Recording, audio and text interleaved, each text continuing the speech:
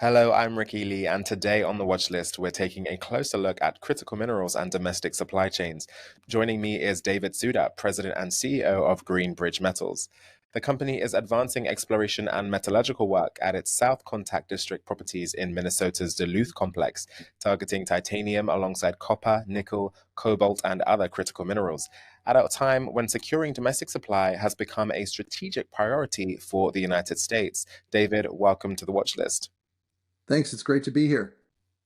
So, David, Greenbridge has positioned itself as part of the solution to securing a domestic US supply of titanium. So, how are you advancing the Titac South Project to meet that growing demand? We're advancing it by drilling, and we're going to be doing metallurgical work. This is an exciting time. We just announced a drill program at Titac. We're drilling approximately 2,000 meters of copper and titanium focused drilling. We'll see results from the assays coming in the coming weeks and months. And look, there's no better time to be doing this work. The world's in a race to secure critical metals, and titanium is one of the most exposed. The U.S. relies heavily on foreign supply. Upwards of 80% of titanium comes from foreign sources. And while demand is rising across aerospace, defense, energy, and advanced manufacturing, Greenbridge's strategy is simple: advance a large domestic titanium source in a stable jurisdiction before supply constraints become even more acute than they are today.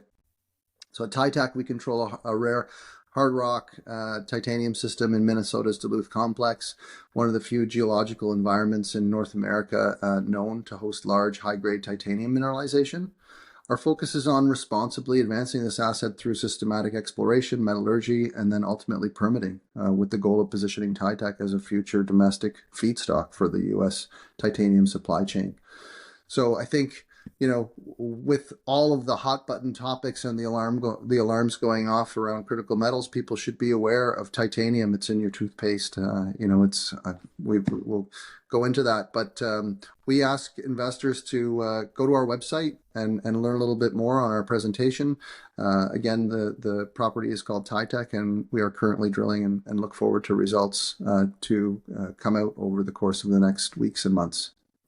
Now, titanium often flies under the radar compared to other critical minerals. So, from your perspective, what makes titanium so important to the US supply chain, particularly for industrial, medical, energy, and defense applications? Titanium is essential because there are no real substitutes for what it does. It's lightweight, it's extremely strong, it's corrosion resistant, and performs in extreme environments, which is why it's used in jet engines, military hardware, medical implants, energy infrastructure, and advanced manufacturing. At the same time, the U.S. Produces very little of its own titanium and imports the vast majority of what it uses. The mismatch here, this high strategic important and high import dependence, is exactly why titanium is classified as a critical metal. As global supply becomes more politicized, countries move to onshore and friendshore key materials. So domestic titanium sources become strategically valuable, and Titac stands out because it sits in a known mining district near infrastructure and hosts titanium in hard rock form rather than offshore sands, which makes it a credible long-term solution for the U.S.